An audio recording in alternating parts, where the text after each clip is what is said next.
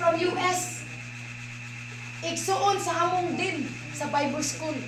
Nga tuan nagpuyo sa US nga na master pud siya. Grabe kay spirited igsuon.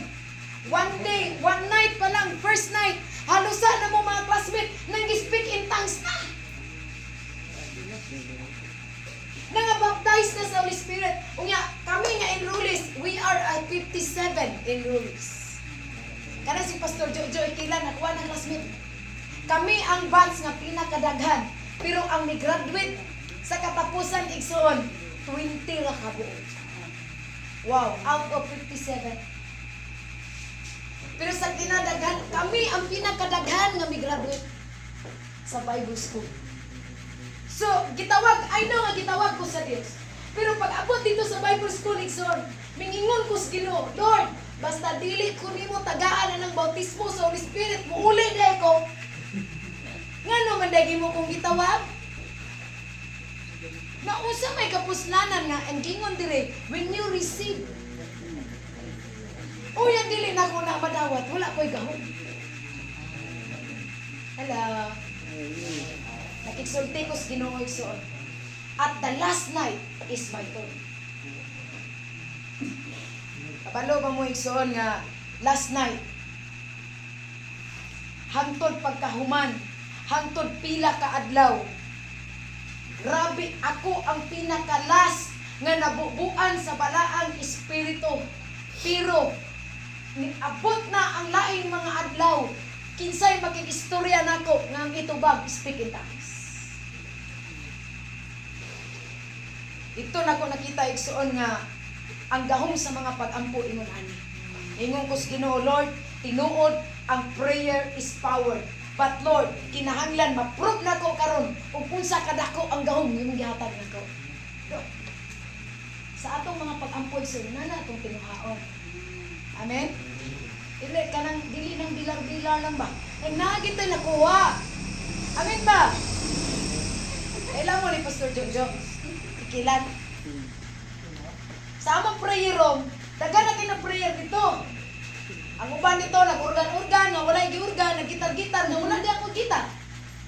Dayon, dagan kay nangatumba niya, pero naay nagsayaw, ug tama ka ng interpretative. Piyong ang mata, pero man sila nangatumbi. You will amaze the work of the Holy Spirit because that is power. Andun ako, kay bago lagi ko na-baptize sa Holy Spirit, kaya ako'y pinag-aulahin. Gingnan ako ang Ginoo. Ako ang may sa prayer room, nakita na ko si Pastor Jojo, naka-red of t-shirt, naka-white of pants. Gadalag stick. Ganaana lang sa taplin ba, wala ka prayer.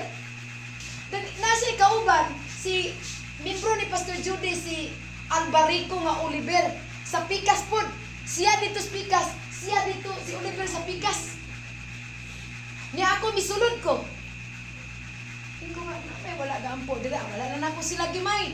Gingnan na nako ang Ginoo, Lord, karong orasa ipakita nako kung unsa kadako ang gahom nga imong gihatag nako.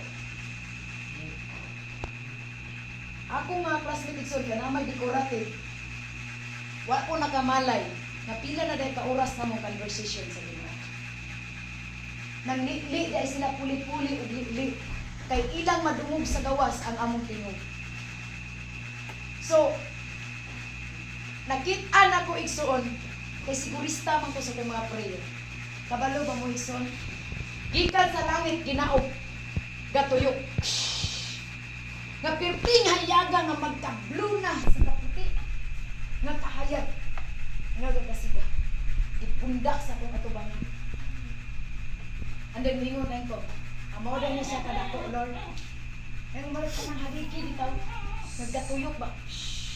Yugaan na ba? Murag parin na dito ang pagkababot.